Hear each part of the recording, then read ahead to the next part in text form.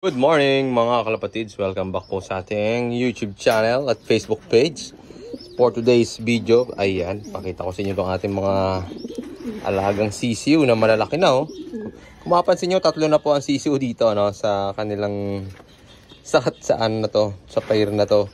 So kasi po, ang ginawa ko ay dinagdag ko itong isang maliit na to. Yan, bagong lagayan dyan. Bali ito ay paampon ko lang to mga lods, no? So bali anak na to.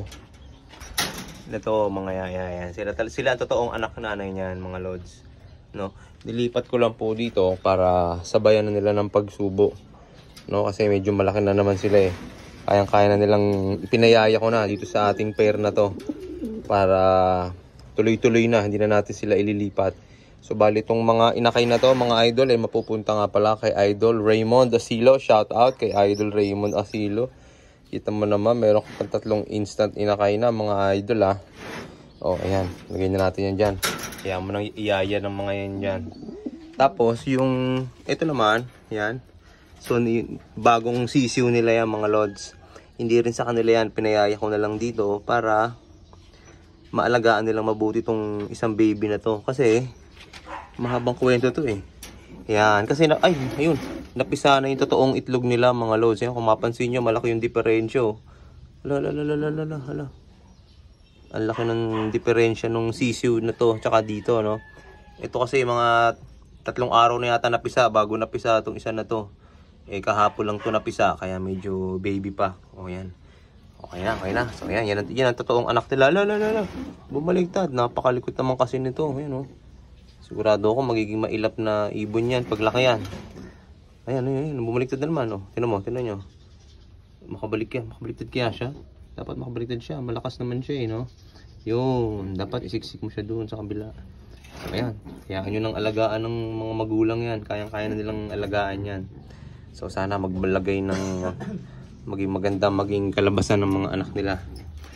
Okay, sarado na natin. So, dito naman, mga idol, ay napisa na rin mga idol. Bagong pisa na rin yung anak nila dito. Kung mapansin nyo, ayan Ayun, may bagong pisa. Parang ang laki na agad ng anak nila, no? Isang araw pa yata ito eh. No? Ayan ang laki na agad ng anak nila. Kung mapansin nyo. So ito naman isa. Alam, mapipisa na. Mapisa na kaya ito. Wala pang crack eh, Hanapan natin ng crack. Ay. Kumakalo, parang bugok na to. Parang bugok, ang baho. Teka. Mga idol, napansin ko, wala nga laman. Tubig lang, yan Tubig na tubig lang. Kaya, ito po, tatapon natin to. Pakita ko sa inyo. Tubig lang ang laman nito, mga lods. Ito na, alauna. 2:00. Ayun, kita nyo, sumabog. Diba?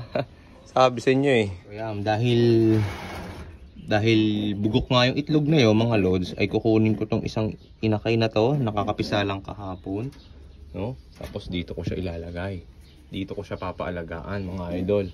Mas magaling magyaya to, masubok na inahin to mga lods eh, no? Yan, lagay mo na siya dyan. Ayun, ayun sila. Dalawa na. Mas magaling magyaya to mga lods, sa aking experience tong ibon na to. Ito kasi ngayon pa lang natin susubukan, kaya hayaan na muna natin isa para makapag-practice dyan. Bahala na kayo dyan Yan, ayos. Okay na, so mayroon silang ayos na ang kanilang mga alaga. Tapos ito naman, yan, alagaan nyo natin yan. Okay na. So mga idol, dito naman tayo pupunta sa ating mga breeders dito. Kasi may bago akong napisa doon, tara pakita natin Kaya mga lods, dito tayo sa loob ng ating breeder na to. Gusto ko lang pakita tong, ayan may mga bago na naman tayong papisa dito mga idol. Kakapisa lang ng 2 sisiw dito, ayan Kitang-kita nyo naman. Whoop, baby pa. Siguro kakapisa lang nito kanina, no? Wala pang lakas yung mga yan, So bali yung 2 yan mga idol, ay anak din nito yan. Okay. So ito na ang kanilang magulang, no? Yung nililimliman niyan mga idol ay nandun sa kabila. Pinalimlim na lang natin sa kanilang foster parents. Ito ay hindi nila totoong anak. Ito ang totoong anak niyan. Nanay ng mga yan. Okay, yung inbreed natin, inbreed Florizone. Yan ang mga Rizo. So, sinala ng pagyayahin natin, no? Sana mabuhay. Yan, oh. Ang ganda. Okay, so lagyan muna natin ito ng tubig.